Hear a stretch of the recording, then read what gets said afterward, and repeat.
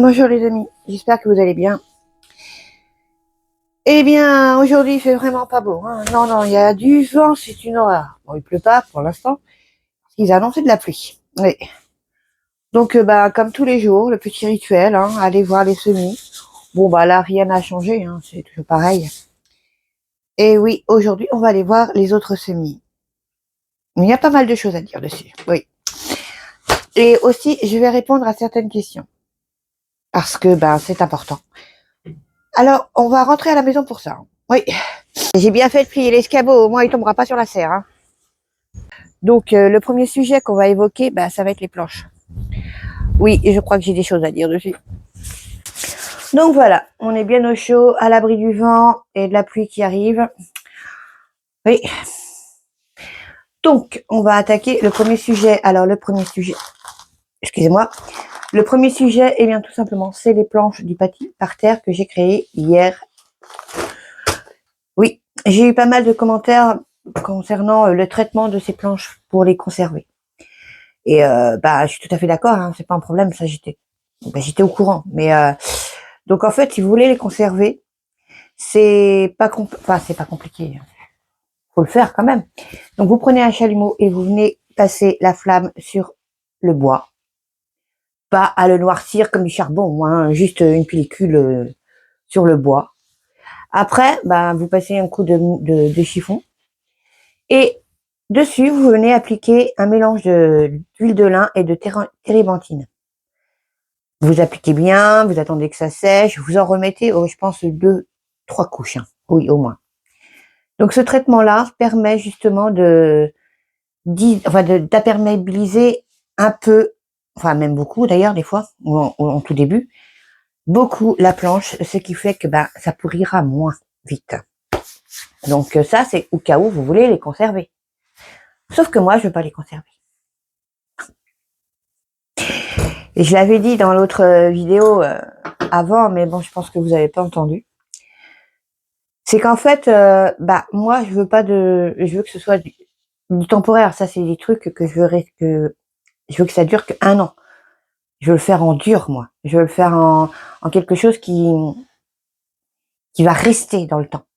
Parce que le bois, même traité, vous voyez bien les poteaux, hein, ça résiste pas et tout. D'ailleurs, il va falloir que je fasse quelque chose, parce que ça va pas me plaire non plus pour la pergola. Et la pergola, j'ai trouvé. On verra ça plus tard. Donc le bois ne résiste pas. Et même avec les meilleures intentions, les meilleurs traitements, quand on voit les volets, alors qu'ils sont lasurés et tout, ça fait 10 ans, ils commencent déjà à donner des signes de fatigue. Donc c'est pour ça que j'ai décidé de mettre quelque chose de durable, c'est-à-dire des dalles et du béton que je ferai moi-même, bien sûr. Ça me coûtera moins cher. Oui, mais bon, c'est pas la saison et puis parce que ça risque de geler encore. On est encore en hiver, donc on va attendre et puis même financièrement, c'est pas le moment. Voilà. Donc c'était les planches, c'est une solution provisoire et économique, surtout. Voilà. En tout cas, je vous remercie pour vos conseils. Hein. Franchement, vous êtes adorables.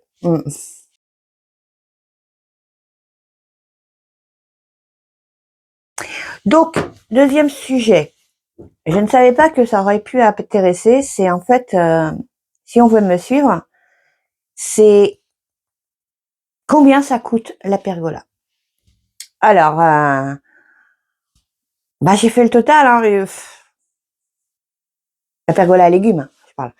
Ouais. Alors, on va commencer. Les petites équerres plates, pour moi, j'appelle ça des équerres, mais c'est pas des équerres, hein, c'est ça. Voilà. Ça coûte 1,60 € l'unité. J'en ai eu besoin de 28. D'accord. Les grandes équerres plates, qui n'est encore pas des équerres, ceci, c'est 2,60 et j'en ai eu besoin de 24. Les équerres, ça c'est vraiment des équerres, c'est 1,80 et j'en ai eu besoin de 57. Oui. Les poteaux de 2,40 m 7,7, j'en ai eu pris 9, ainsi que les pieds qui vont avec, normal, donc 9 pieds. Donc les poteaux 180 7,7, j'en ai eu besoin de 26 poteaux. Et pour un prix unitaire de 8 €. Voilà. Après, nous avons mis quoi encore? Ouais, du grillage, 35 € l'unité. Des clous, des vis, des rondelles, en fait, tout ce qui est visserie. Mais la visserie, en fait, c'est, moi, je les prends en vrac, comme ça. Ou des fois en plus grand, hein, il y a plus grand. Mais bon, ça, moi, ça m'a suffi. J'en ai pris, il me semble, 2. Donc, ça me revient le sac à 7 €. Donc, j'en ai eu pour 14 € la visserie de celle-là. C'est pareil pour les rondelles. Les rondelles, je les prends comme ça. Et les écrous pour les pieds, c'est pareil. Donc, en fait, j'en ai eu 4 paquets. Et les clous, la boîte de clous, c'est 10 €. Voilà. Alors, le total de tout ça, eh ben, j'en ai eu pour 760, bon, on va arrondir, 775 €. Mais voilà, c'est ce que moi, je m'en suis pas rendu compte parce que j'achetais petit à petit. Donc, tout de suite, ben, ça fait moins. On a l'impression que c'est moins. Alors qu'au final, c'est pas moins, mais voilà, c'est pas comme si j'achetais tout d'un coup. Ça m'a pas fait un gros trou dans mon budget, quoi. Puis, bah, il y a la main-d'œuvre qu'on paye pas, hein, puisque c'est moi. Voilà. Et puis, bah, moi, je suis sûre du travail. C'est pas, voilà. Et oui, c'est pas donné. Mais bon, ça vaut le coup, je pense. Je vais pouvoir en mettre des plantes dessus, moi, je vous le dis. Oui. Puis, bah, je pense que c'est costaud, ça va durer dans le temps quand même, hein. Là, puis surtout, je vous ai dit, j'ai trouvé une astuce pour justement que l'eau ne pénètre pas dans les pieds et que le bois ne pourrisse pas en bas. Parce que c'est ça le problème dans ces structures-là. C'est que le bois pourrit à la base. Donc, après, je pourrais le traiter avec de la lasure, voilà. Mais bon, après, le bois, il est déjà traité en lui-même. Donc, ça devrait tenir un peu. Après, on verra si j'ai lasure ou pas. Donc, j'espère avoir répondu à votre question. Et oui, hein, de toute façon, maintenant, tout coûte cher. Voilà.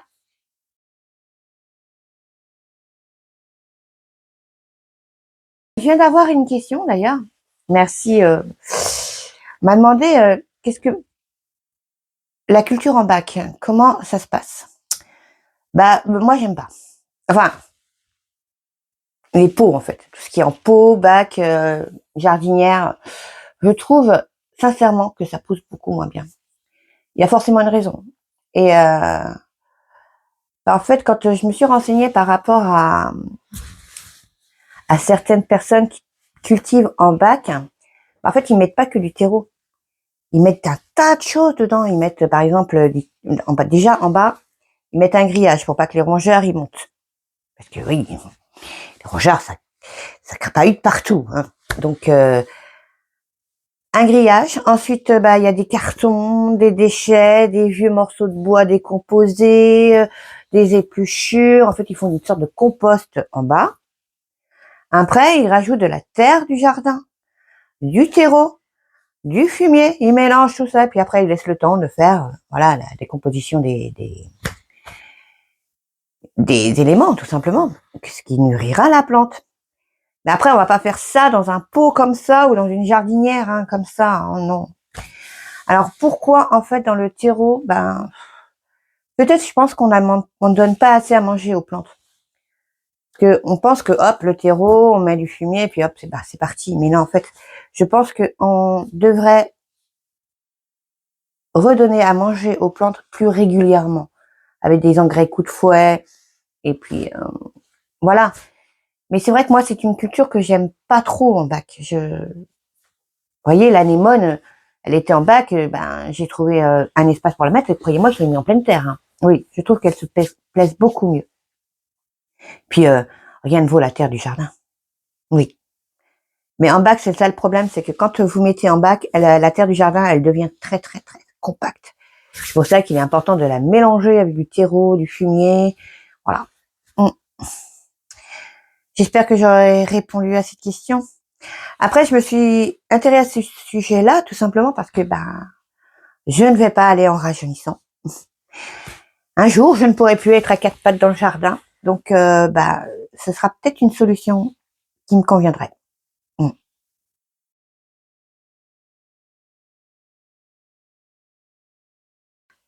Bon, je pense qu'on a répondu à toutes les questions, enfin les 3 questions principales que j'ai eues. D'ailleurs, je vous remercie de me les avoir posées. Et j'espère vous avoir aidé surtout. On va passer au semis. Et ben là, ils font... Donc voilà mes petites merveilles. Bon, alors, pratiquement tout à lever, commencer à lever. Hein.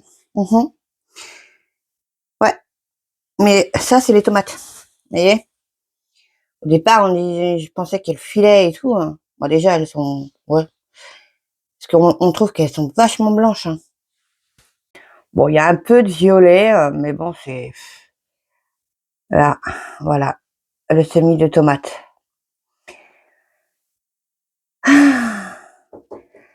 Donc, ouais, j'ai l'impression, vous voyez, en fait, comment elle se dresse comme ça veut dire que la lumière, elle vient pas sur elle, pas assez. Donc, c'est pour répondre aussi à une autre question. Est-ce que ces lampes-là sont bien? Oui, ça, vous voyez, c'est bien vert, les cotylédons sont bien verts. Ça file, mais pas tant que ça, hein. Ça, c'est rattrapable. Et les piments poivrons, ça, c'est des piments. Bah, eux, ils sont très, très beaux, hein, franchement. C'est plus pour les tomates, en fait, c'est plus compliqué parce que ça file vite. Hein. Là, regardez-moi comme c'est bien vert, tout ça. Ouais. Et même celui-là, il est tout petit, petit, petit. Donc, oui, pour quand c'est une solution, quand on n'a pas beaucoup de plants, en fait. Donc, j'ai tout découvert pour vous montrer exactement ce qui a levé et ce qui n'a pas levé. Ici, nous avons les tomates gigantomo. Que les graines de l'année dernière, des tomates que j'avais fait pousser moi-même. Donc, bah, ça pousse bien. Pas trop mal. Là, ce sont les grosses tomates rouges. Et là, ce sont les tomates ananas. Bon, alors, il n'y a qu'un truc qui n'a pas levé encore. Mais bon, avec ce qu'il y a déjà, hein, c'est pas mal. Ici, oh, c'est joli. Regardez pas ça, c'est trop mimi, j'adore. Donc là, nous avons les piments, ici, là. Piment Anaheim, levé 3 sur 4. Là, nous avons ici le piment d'Espelette, 4 sur 4. Là, nous avons le piment de Cayenne, eh ben 4 sur 4 aussi. C'est pas mal, hein? Bon, toutes les graines n'ont pas germé, mais toutes les alvéoles ont un plantule. Cette petite barquette-là, ce sont les aubergines et un piment. Aubergine violette Bonica, 4 sur 4, rien à dire. Aubergine Casper, 4 sur 4 aussi. Bon, bah celui-là, il est un peu en retard, mais il lève. Et le piment Serrano, ça, c'est des graines que j'ai récupérées de mes plants à moi. Eh bien, 2 sur... non, on va dire 3. 3 sur 4. C'est pas mal. Surtout que je devrais garder que 2 plants. Alors, c'est beaucoup plus mitigé, hein, mais c'est normal. Ce sont des piments qui sont forts. Les piments forts, en général, mettent beaucoup plus de temps à lever. Mais bon, là, nous avons ici le piment oiseau. Là, il y en a un là-bas, donc 2 sur 4. Le piment taille, 2 sur 4 aussi. Le piment rainbow, absolument rien. Eh ouais. Là, pareil, c'est pas terrible, mais bon, c'est les poivrons. Nous avons des poivrons orange que j'ai récupéré les graines de mes plantes à moi.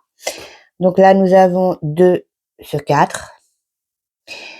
Les poivrons que j'ai achetés, les graines, les poivrons normaux de cette année. Alors là, on a 2 sur 4, 2 alvéoles qui ont levé. Et les piments longs, absolument rien non plus.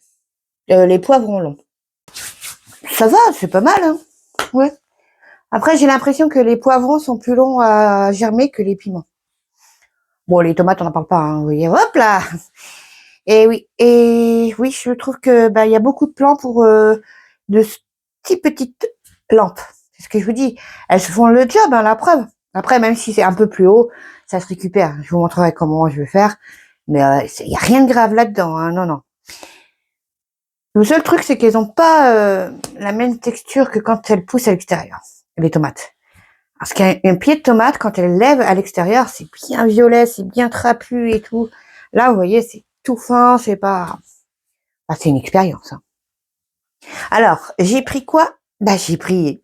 Je vous montre. Dans ceci, j'ai peut-être la solution à mon petit problème. Je viens d'ouvrir la boîte et je suis agréablement surprise. Je pensais que c'était plus petit, que ça ferait ça à peu près. Mais non, il est comme ça. Il est énorme. Eh oui. C'est une grande lampe à LED. Tout simplement. Pourquoi? Parce qu'en fait, c'est Gisèle qui m'a alerté sur le fait que là, il n'y avait pas de spectre blanc. J'ai que des LED rouges et bleus. Après, le rouge, c'est pour la photosynthèse. Ça, j'ai retenu.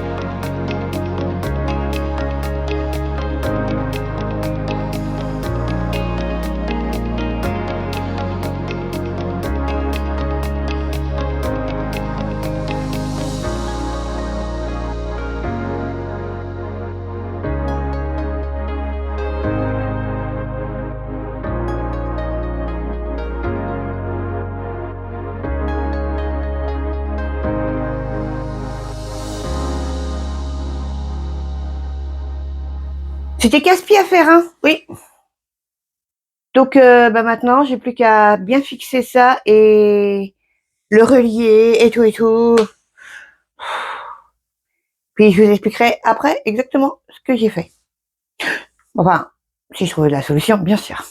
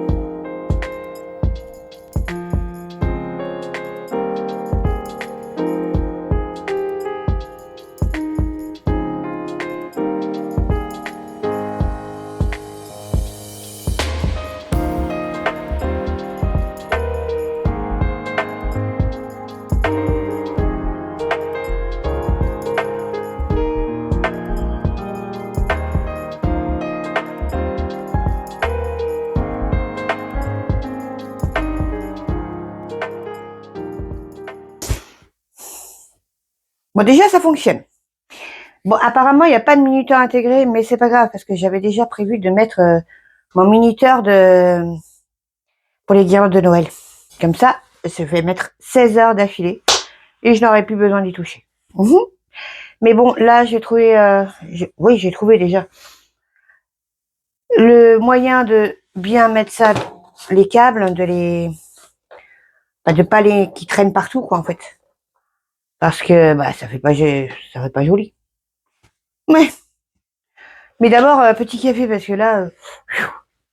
Ah, je vous ai pas dit pourquoi j'ai gardé, en fait, j'ai mis les chevilles en bas, parce que, j'ai des chats, j'ai pas envie de les blesser. Donc, en fait, pour bien faire, il faudrait que l'étagère vienne à peu près à cette hauteur-là. Pour que ce soit bien en face des plantes. Mais il faut aussi que je puisse les remonter. Donc,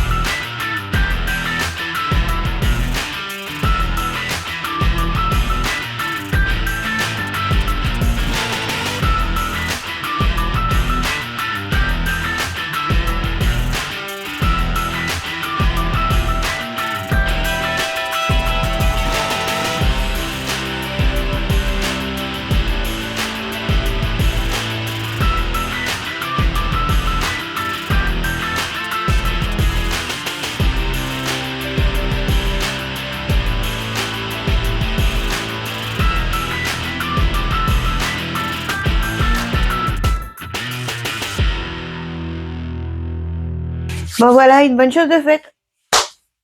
Je suis trop contente du résultat. Puis ce qui est bien, c'est avec ces étagères-là, c'est réglable. Donc c'est génial. Ouais. Après, je sais pas si j'aurais pu le baisser encore un peu. À votre avis, s'ils ont dit 5 cm au-dessus des lampes.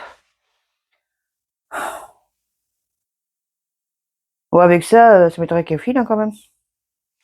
On verra bien. Bon, il me reste une petite dernière chose à installer. Quand je l'ai reçu, franchement, je dis c'est quoi ça? Oui, parce que à la base, j'ai en même temps que les lampes, j'ai pris un rideau, enfin, je croyais que c'était un rideau occultant. Et regardez ce que j'ai reçu.